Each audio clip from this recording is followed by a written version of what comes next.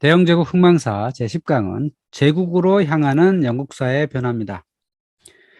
영국이란 나라가 여러 왕조도 많이 바뀌고 또 이웃 나라들과의 전쟁도 자주 하고 식민지가 독립하기도 하고 여러 정치적 변동이 있지만 그 시간을 보면 이 영국 사회가 점차적으로 변화가 일어나고 강대국으로 가는 하나 여정으로 보여요. 그런 여정을 거쳐서 19세기에 이르르면 세계 최강대국이 됩니다. 말하자면 대영제국이 되는 겁니다. 자, 그렇다면 그 대영제국으로 가는 과정에서의 그 사회적인 변화, 이 외부와의 전쟁이나 왕조의 변화 이런 것도 있지만 내부적으로 변화한 것도 꽤 많았다는 거죠. 그 변화를 한번 보도록 할게요. 거기에 이 사상적 변화가 아주 큰 게 있는데 그걸 계몽주의라고 하죠. 유럽 전체에서 일어나고 있었던 하나의 큰 사회적 변화입니다. 자, 계몽주의란 것은 enlightenment를 번역한 한자어. 자, 계몽되었다. 인간이 어리석었는데 그것을 깨어났다. 또 깨우쳤다. 라고 하는 게 계몽주의라고 할 수 있겠죠. 일본 사람들이 이거를 계몽이라고 붙인 겁니다. 자, 그러면 그 계몽이 일어나기 이전 이 단계는 어땠느냐? 자, 교회와 성직자가 최상위권에 있었죠. 제1계급, 군주, 귀족, 기사, 영국에서는 젠트리 이런 사람들이 상류층을 구성하고 있었고, 자, 주인, 남성, 시민 이런 사람들이 지배층이었던 거죠. 자, 그 밑에는 농노, 여성, 무지와 박해 이런 것들이 자연스럽게 있었는데 이것을 바꿔나가고자 하는 어떤 노력, 어떤 사상적 변화, 여기 들어가는 키워드는 뭐냐면 자유평등, 인권 이런 거죠. 그러니까 중서병건 사회가 근대 사회로 넘어가면서 사람들의 생각이 깨어났다고 하는 거죠. 어떤 생각? 왕과 귀족, 사제와 교회의 권력이 언제까지 계속되어야 하느냐. 이런 사회 변화의 가장 큰 어떤 사건은 종교개혁이었어요. 루터가 1518년에 비텐베르크에서 선언했던 그거로도 촉발된 이 종교개혁이라는 게 뭐냐면 로마 교황을 중심으로 한 큰 권력 구조가 북독일 지역과 프랑스 지역에서 무너뜨리고자 하는 하나의 움직임, 이것이 바로 종교개혁이라는 거죠. 유럽 사회를 크게 바꿉니다. 정치 사상적으로 이렇게 변해가는 겁니다. 자, 중세시대에는 이런 구조를 갖고 있었다는 거죠. 교황, 국왕, 사제, 귀족, 귀사와 그 밑에를 떠받치는 대부분의 평민이나 또는 농노였는데 여기에는 교회 권력이 절대적이다. 로마 교황을 중심으로 한 사제들, 그 사제가 머무는 교회, 교회가 또 그냥 교회가 아니라 대규모 농장을 갖고 있는 교회들이죠. 또 이것을 기반으로 한 굳건한 신분제, 맨 위에는 사제, 영주, 국왕, 그 밑에는 귀족, 기사들, 그 밑엔 평민, 농노가 이런 체제가 있었다는 겁니다. 근데 이 종교개혁 이후 시대에 점차적으로 이제 근대로 바뀌어가면서 국왕과 사제 귀족은 어느 정도 유지를 해요. 물론 종교개혁을 통해서 영국에서는 청교도가 나오고 프랑스에서는 위그노가 나오고 이런 개신교 사람들이 있었고 북독일주에 루터파가 있고 또 일부 개신교에 박해받은 사람들이 네덜란드를 가서 공화국을 만들고 했지만 그럼에도 불구하고 여전히 이런 신분제 사회는 유지되고 있었는데 여기에 새로운 신분들이 등장을 합니다. 바로 부르주아라는 사람, 또 시민들입니다. 중간계층 또는 중간계층 출신이지만 여기서 상업을 통해서 돈을 많이 번 자들, 경제력이 있는 사람들, 이런 사람들이 자신들의 역할과 인식이 달라진 거예요. 신분적으로는 중간 계급이지만 내가 돈이 있기 때문에 더 큰 목소리를 내고 싶다라고 하는 생각들이 일어나게 된 겁니다. 이런 사람들 중심으로 깨어나게 됐다는 거죠. 이 하층의 농민이나 농노들이 깨어난 게 아니라 이 중간 계층, 이 사람들의 생각이 깨어났다고 하는 겁니다. 그 깨어나는데 일조했던 사상가들, 이런 사람들을 계몽사상가라고 하죠. 자, 그러면 이 대표적인 계몽사상가가 누구냐? 영국에서는 존 로크, 프랑스에서는 몽테스키에, 프로이센에서는 칸트, 이런 사람이죠. 우리가 많이 아는 그런 사상가들입니다. 토머스 홉스, 존 로크, 몽테스키에, 볼테르, 루소, 디드로, 칸트, 공도르세, 헤겔 이런 사람들이 있는 거죠. 시대별로 이렇게 쭉 가면서 16세기부터 19세기까지 계속 계몽 사상가들이 등장을 하게 되죠. 이 사람들이 민중, 특히 부르주아라고 불리는 이런 사람들의 각성을 촉구했다고 하는 겁니다. 그럼 부르주아가 누구냐? 원래 부르주아는 성 안에 사는 사람들을 부르주아라고 불렀어요. 성, 뭐 부르 또는 부르크라고 부르는 이런 그 성 안에 거주하는 사람들이 부르주아였어요. 그리고 이 사람들이 원래 신분은 그냥 중간 계급 아니면 조금 높은 중상 계급이었지만 신분은 높지 않았어도 상업을 통해서 돈을 많이 벌었다는 거죠. 목소리를 크게 내고 싶다는 거죠.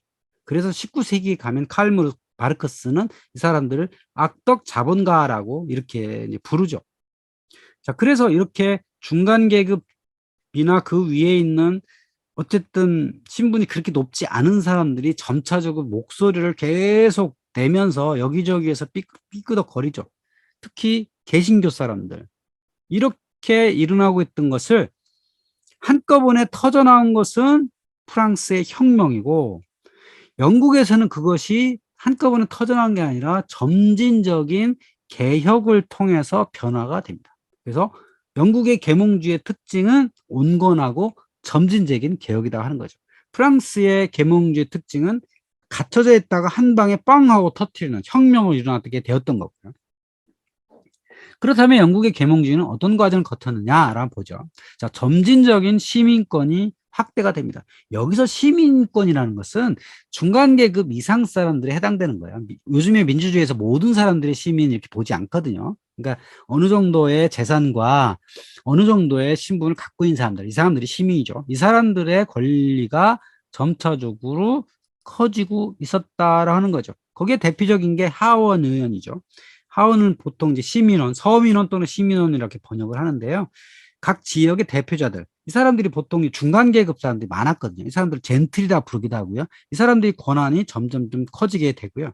또 중요한 건 종교자유가 확대가 되었다는 겁니다. 영국에서는 종교 개혁이 여러 번 일어납니다. 그리고 종교 간의 다툼이 자주 일어났어요. 작은 전쟁으로 일어나기도 했죠. 그러니까 헨리 8세가 로마 교황과의 단절, 이게 헨리 8세 개혁이 중요한 거거든요. 그렇지만 헨리 8세는 로마 교황 대신에 자신이 맨 최고의 자리에 있는 그런 개혁을 한 거고요. 그런 제도를 딸이었던 엘리자베스 1세가 잉글랜드 국교회라는 것을 만듭니다. 하지만 잉글랜드 국교회가 그 잉글랜드 전체를 좌지우지했던 건 아니에요.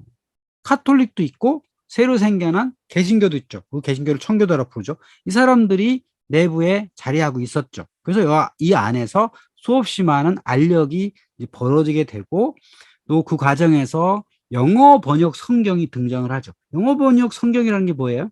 로마 교황을 중심으로 한 라틴어의 권위가 약해진다는 의미입니다.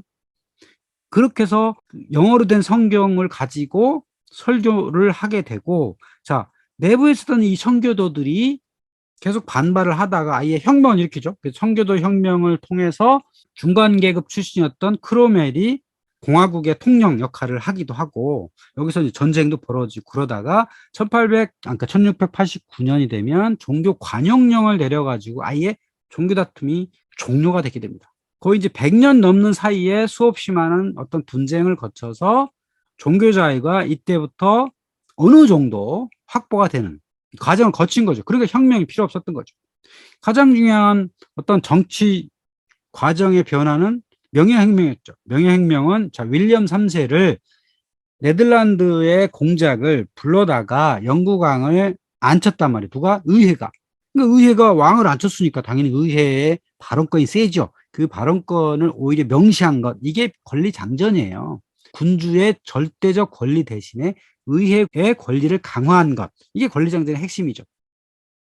그래서 전제군주제와 결별하게 되었고 입헌군주제가 이때부터 시작되는 거죠. 자, 의회라는 게 귀족원도 있지만 서민원이 있다. 이 서민원은 중간 계급 사람들의 목소리를 대변하는, 이걸 통해서 절대 군주제가 사라지게 되는 계기가 되었던 거죠. 또한 종교자유가 이때 관용령이 내려지게 됩니다. 자, 윌리엄 3세 시절에 국교도뿐만 아니라 비국교도들, 말하자면 로마 카톨릭이나 청교도나 이런 종파들을 자유롭게 종교 자유를 할 수 있도록 허용해 준 게 관용령입니다. 아주 획기적인 거라고 할 수 있죠.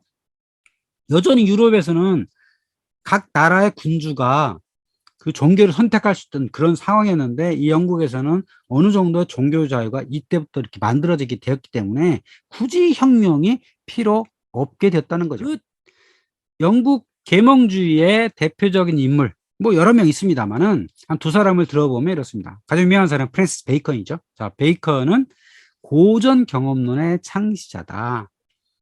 굉장히 오래된 사람이죠. 아주 앞선 인물이다라는 겁니다. 자, 아리스토텔레스의 연역적 방법론을 무시하고 자연에 대한 관찰과 실험을 통해서 과학적 사실을 점진적으로 구축해야 한다. 이게 뭐죠?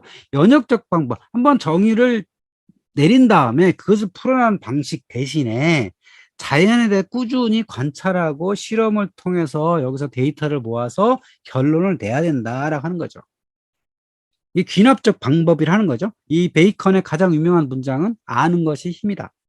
그럼 이 아는 것이 힘이다라고 하는 문장의 의미는 뭐냐라고 하면 이겁니다. 새로운 지식을 얻기 위해서는 기존 지식이 옳다라는 고정관념을 버리고 기존의 지식들이 맞는지 하나하나 고찰하는 시간을 보내야 한다. 이게 굉장히 획기적이죠. 기존 지식이 옳다라고 하는 게 기존의 권력이죠. 로마 교황이 말하는 게 옳다라고 하는 게 종교 권력이죠. 왕이 옳다라고 말하는 게 기존의 권력이죠. 근데 이것 대신에 이것이 맞는지 하나하나 따져보자. 엄청난 계몽주의적 생각이죠. 성경에 나온 이야기가 맞는지를 따져보자. 이런 거죠. 또 왕이 그렇게 큰 권력을 갖는 게 옳은 건지 따져보자. 라고 하는 게 획기적이라는 겁니다. 그래서 이제 베이컨이 아주 위대한 계몽주의자라고 일컬을 수 있는 거죠. 그 전까지는 그냥 권력은 받아들인 거죠. 교회 권력은 받아들인 거고 왕권은 받아들인 건데 기존 체제는 유지해야 되는 건데, 이때부터 이런 거에 대한 의심 또는 이런 거에 대한 관찰, 또 실험, 새로운 생각, 이런 것들이 등장하기 시작했다는 겁니다. 또 한 명의 대표적인 계몽주의자는 애덤 스미스입니다. 이 사람은 스코틀랜드에서 살았죠. 글래스고 대학의 교수였고요. 대표적인 계몽주의 사상가인데 이 사람이 쓴 책은 국부론이죠. 그래서 이 사람은 자본주의와 자유무역에 대한 이론을 제공한 학자다. 이 사람이 주창했던 것 제일 유명한 것은 보이지 않는 손이다. 보이지 않는 손에다 맡기자라 하는 겁니다. 그 보이지 않는 손이 뭐냐라고 하면 이 사람의 한 말에 있습니다. 우리가 저녁 식사를 기대할 수 있는 건 푸주간 주인, 술도가 주인, 빵집 주인의 자비심 덕분이 아니라 그들이 자기 이익을 챙기려는 생각 덕분이다.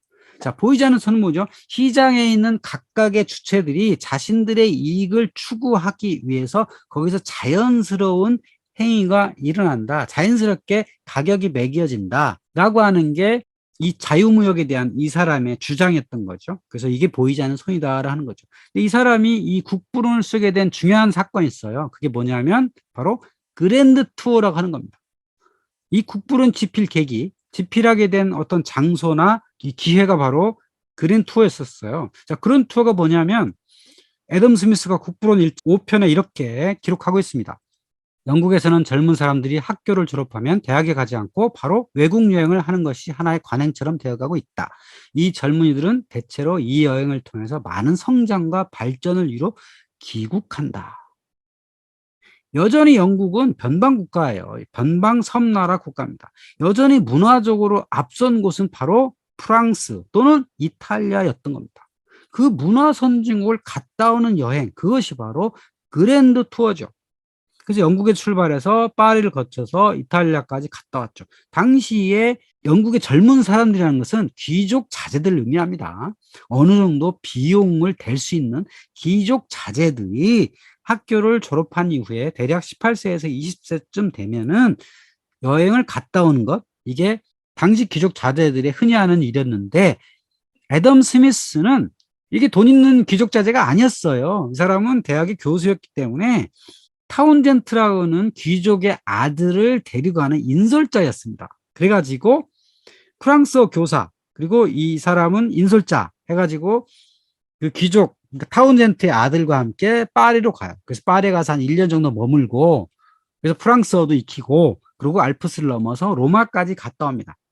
그리고 가서 파리에 가서 그 사교계가 사람들 만나고 또 고전도 접하고 로마에 가면 판테온도 보고 여러 유물도 보면서 당시에 있었던 뛰어난 지식인들과 대화 토론을 많이 하겠죠. 그리고 고대에 있었던 유물들을 만나게 되죠. 고대의 로마 시대에 있었던 조상들이 얼마나 훌륭한 사람들이었던가라는 그런 것에 대한 새로운 인식을 하게 됩니다. 로마라고 하는 나라는 기본적으로 상업국가거든요. 농업국가가 아니라. 그래서 그런 상업국가가 운영되었던 방식들에 대해서 상당히 관심을 가질 수밖에 없죠. 그래서 그런 것들이 다 어떤 결합이 돼서 중상주의, 상업을 중시하는 이 시장주의를 중시하는 이 국부론이라는 것이 탄생을 하게 된 거죠. 자연스럽게 고대를 발견하는 것, 흔히 이탈리아에서는 그걸 르네상스라고 했지만 이 시대로 가면 18세기 정도로 가면 이걸 고전주의라고 해요. 그래서 앞에 고전주의 구분하기 위해서 신고전주의라고 흔히 부르죠. 그래서 클래식이라고 부르는 이것이 자연스럽게 영국에도 불게 되죠. 여기 보면 세인트폴 대성당이 이렇게 있죠.